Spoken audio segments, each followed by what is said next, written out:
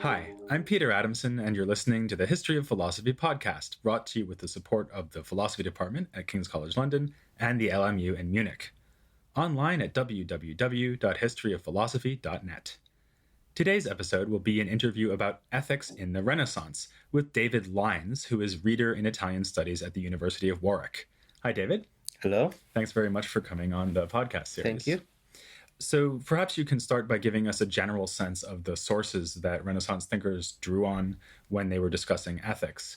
I guess the most obvious source would be Aristotle's Nicomachean Ethics, which they certainly knew. I guess they did read that quite eagerly, but there were probably other sources of inspiration as well. That's right. Well, Aristotle is a very important source, as you indicate, the Nicomachean Ethics in the first place, but also other works, including the Magna Moralia and other works such as the Eudemian Ethics as well, which are not terribly well known in the medieval period, but become much better known in the Renaissance period. They're not that well known today either, actually. No, quite. That's unfortunate. But there are lots of sources from antiquity besides Aristotle that are important. We can mention Plato among them, even though Plato didn't have a very large tradition in the medieval period. In the Renaissance, certainly his dialogues become very well known in Latin translation and later on in vernacular as well. And then we can think of one of the greatest Roman authors, Cicero, whose works such as the Tusculan Disputations were extremely well known in the period, as well as many other orations and works of moral philosophy. Then you have Seneca, of course, and the whole tradition connected with Stoicism. Outside of Seneca, many of these works well known in the medieval period and in the Renaissance period as well, of course. And I think probably one of the things we should remember is that ethics in the Renaissance is not just about the classical pagan tradition, but it's also, very importantly, about the Christian tradition and the Hebrew tradition. That is, those books making up what we call today the Old and the New Testament are actually very important from the point of view of how virtue is defined and how it's explained. And presumably church fathers as well, like Augustine. And so Yes, exactly. And their interpretations, again, also of the Bible. Augustine is extremely important as a conduit, not only of Christian philosophy, but of pagan philosophy, as we know. Back in the medieval period, we saw that there were commentaries on Aristotle's ethics. So that's an obvious kind of case where you might be writing about ethics. But there were all sorts of other contexts in which they could discuss ethics. So when they were arguing about the right way to live as a monk, for example, or when they were having theological debates about the nature of sin. So many philosophers from Peter Abelard onwards have arguments about ethics in that sort of context. Does the Renaissance sort of continue in the same vein, or do we get new contexts for talking about ethics in the Renaissance period? Okay, well, that's a very good question, because you can start by saying, I suppose, that literature continues and is very influential. You mentioned Thomas Aquinas, so the Summa Theologiae, where those questions come up constantly, is actually a very influential work, continues to be in the Renaissance period, up to the very end of the 16th century and beyond. So that's a literature that continues very importantly. But in addition to that, you also have a continuation of other medieval genres such as florilegia, or collections of sentences or sayings from particular works in which virtue is emphasized. And these have a tradition in the Renaissance bringing about the commonplace book, which humanists used as a place in which to copy great sayings from Cicero, Seneca, Augustine, the Bible, and other sources as well. But are they actually doing theoretical reflection on ethics in a context like that? I mean, that's more a place where you'd have, like, here's a memorable saying about how to live, but maybe not, a theory about sin or something. That's absolutely right, yes. These are more means to refresh one's memory about what virtue is about, use it in practice, but also use it as a source for sermons, for letters, for treatises, and other kinds of contexts. I think if you think about genres and ways in which people discuss ethics more formally, or issues in ethics, we can look at a continuation of the commentary tradition. Some people think of that as having ceased in the Middle Ages, but actually, what we see is in the 15th and 16th centuries and beyond them up to 1700, a continuation of engagement with Aristotle's writings, but also the writings of other authors, Cicero, for instance, whose tradition we hardly know anything about, actually, in the Renaissance, is a very, very interesting case. So people are writing commentaries on these works, as well as writing compendia of them and trying to grapple with the issues that they grappled with. And is that something they would have been doing in a university setting usually? They often did. Universities were a very important place because universities taught moral philosophy, but also the schools of the religious orders, the Franciscans, Dominicans, Augustinian hermits, all of these orders had particular studia generalia, they're called. They're correspondence to universities in some ways, although they concentrate on philosophy and theology. And they're doing very much the same kind of curriculum for moral philosophy as is studied in the universities themselves. Right. Well, it sounds like there's a lot of ethical literature from this period, and we're probably not going to be able to discuss it comprehensively in the next 20 minutes. So let's focus on something more particular, which is Aristotle's Ethics, because this is something you've worked on and published on. And in any case, is probably the main ethical treatise that they're engaging with in this period. So can you say something about the previous medieval engagement with the ethics and then also the translations, because there was actually more than one translation into Latin during the Renaissance, and maybe something about who was reading the ethics? Yes. So the medieval period sees four different translations of the Nicomachean Ethics, culminating in that of Robert Grosseteste, 1247-48, and then William of Merbeeke about 30 years after that.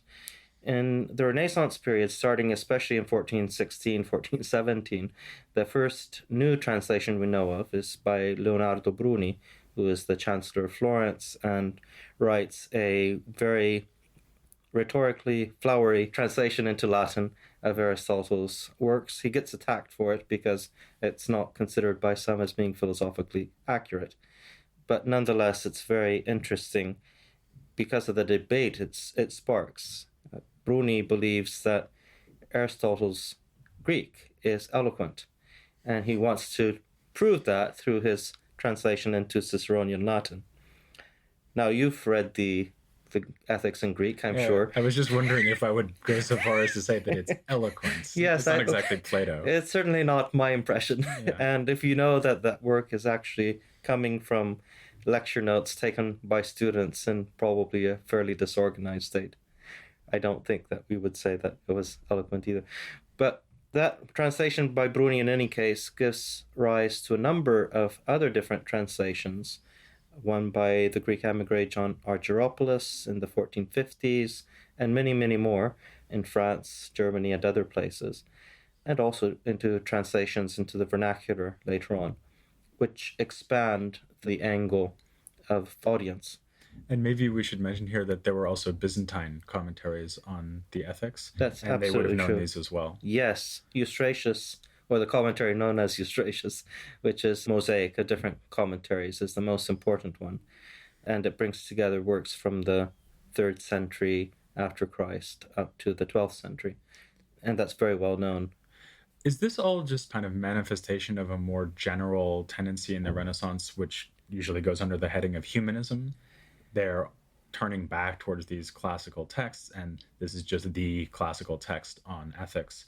So, of course, they translate it again, they study it, they write commentaries on it. Is it just a kind of sub-phenomenon of humanism that they're so interested in Aristotle's ethics?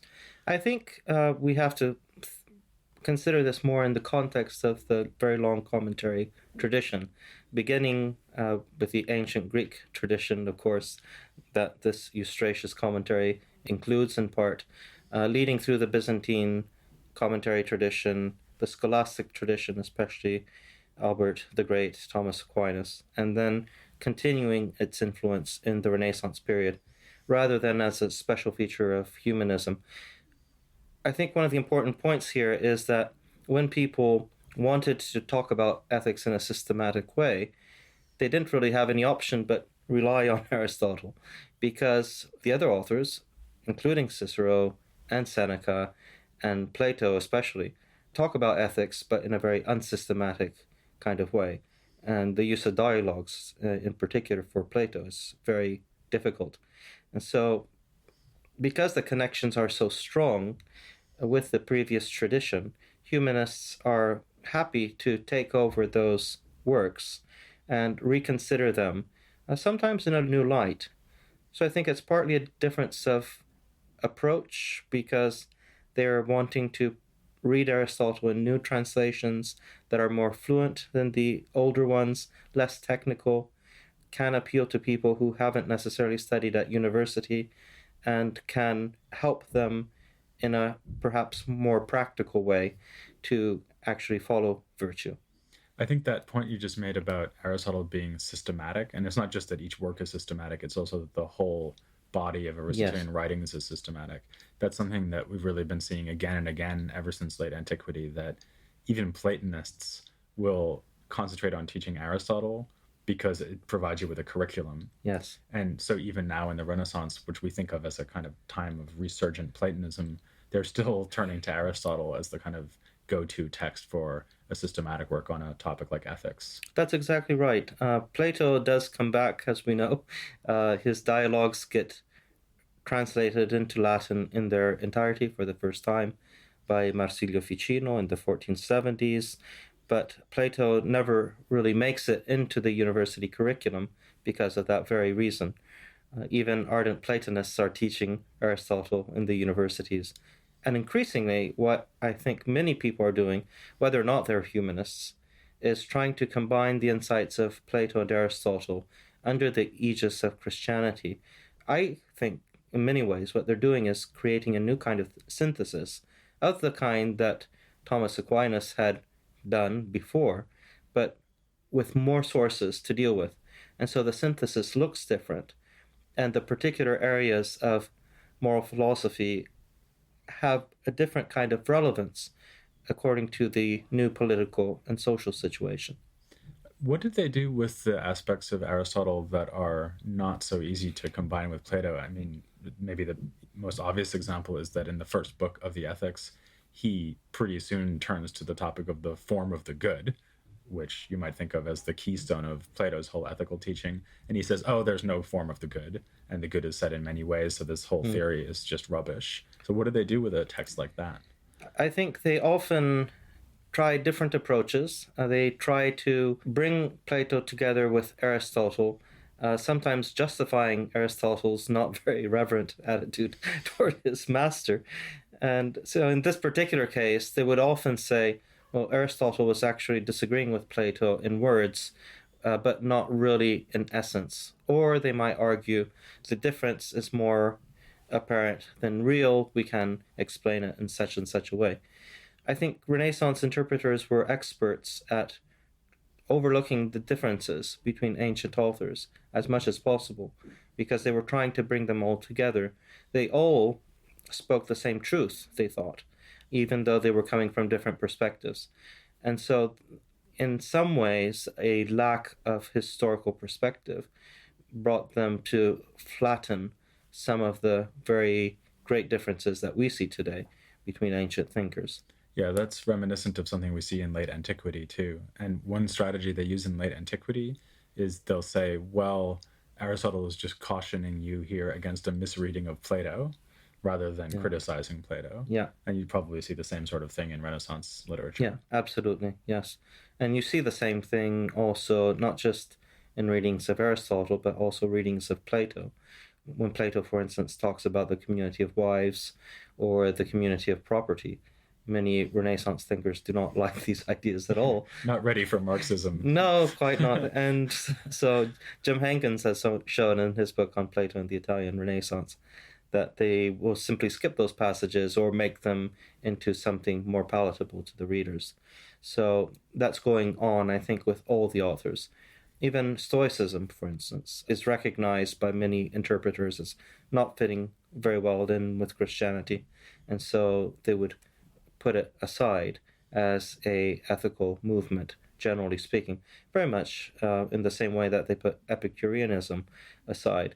so that the only ones remaining standing were Platonism and especially Aristotelianism, which then they tried to join together, as I said, under Christianity. And do they have problems with fusing together Aristotle with Christianity? I mean, so one example that leaps to mind here would be his presentation of the highest good.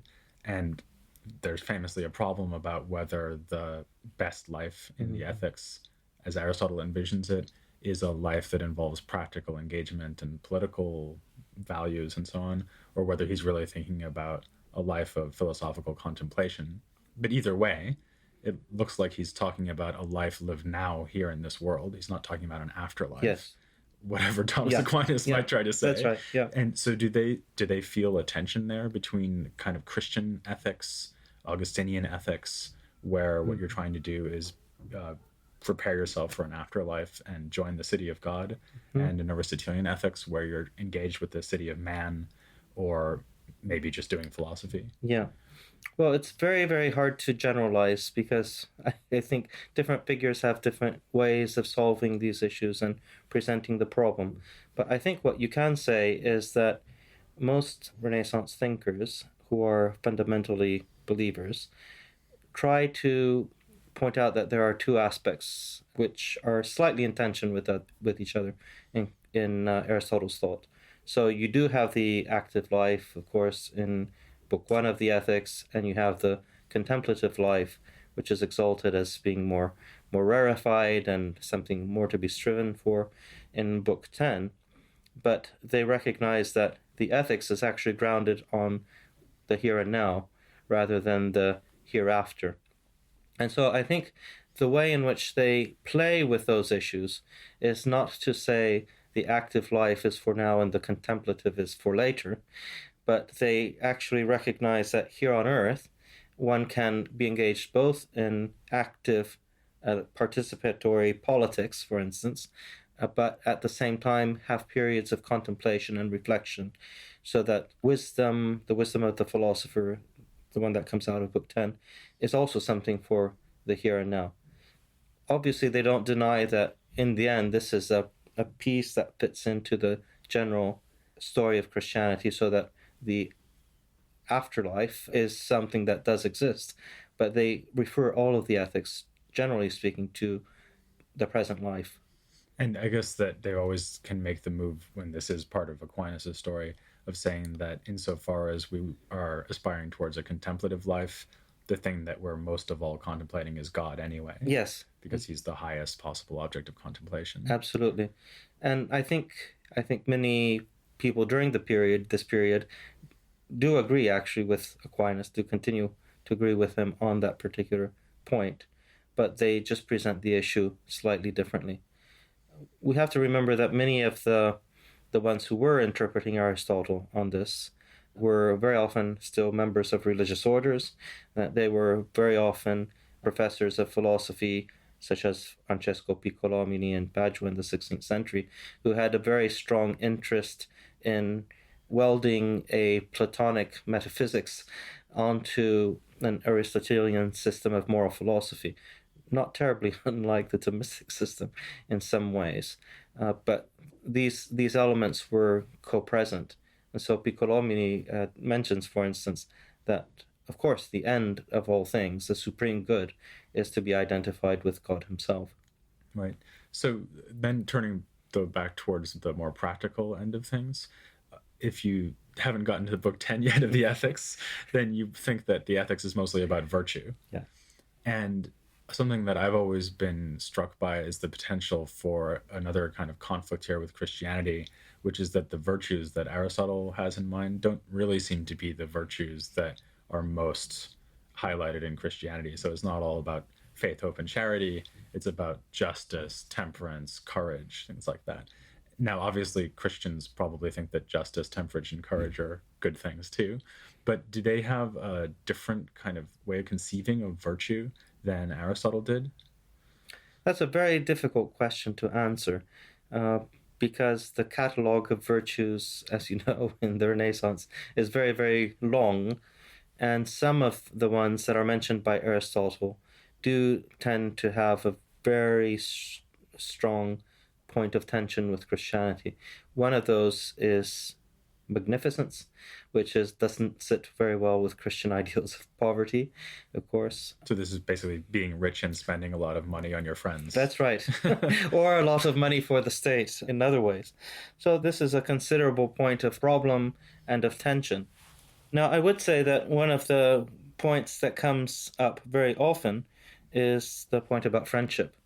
And friendship gets reinterpreted in the Renaissance period very often in connection with the question of how God sits in relation to man, especially by Protestant reformers who are very interested in the idea of equality within two partners in the friendship, which is something suggested by Aristotle, and the gospel message that God actually becomes man's friend through the sacrifice of Christ.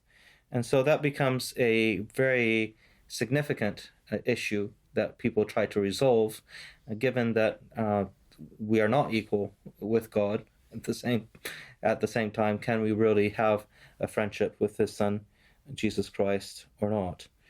But there are lots and lots of problems that come up as well, such as the importance of justice, the place of honor, and other things of the sort, which have possible religious hues or colorings at the same time. So it's such a broad range of issues that it's hard to talk about them in general, I suppose. Do they even have a problem with the fundamental idea that virtue is a mean between extremes? Because if you think about a virtue like chastity, Yeah. the idea isn't, oh, be chaste in the right circumstances and to the right degree. It's be as chaste as possible. That's right. So isn't there a problem there as well? That there is a problem, yes. And there's also a problem with ideas of justice and how you actually define the distributive kind of justice in the Aristotelian system and whether that matches Christian ideals or not. All of these are points of tension, absolutely. And it's not something that people solve. I think there's always a big question point. Could I just mention that one of the points that does come up very often, and some have written on this point, is that of heroic virtue, which is something which especially comes to the fore in the 16th century because people want to explain how saints, for instance, can be invested with a special virtue from on high. And so this is a point in which they try to combine elements of Aristotelian philosophy with Christian theology. And again, the things don't sit together very well. This is like comparing an ancient martyr to Achilles. Yes, quite. Basically. Yes. Yeah, I'm not quite sure I see how that's going to work. It's a problem for a lot of thinkers trying to reconstruct to what extent you can use pagan philosophy to shore up the foundations of Christian theology. And to what extent do they do what Aristotle does, which is to put virtue within a political context? I mean, Aristotle actually says at the beginning of the Ethics that what you're about to read is part of political philosophy.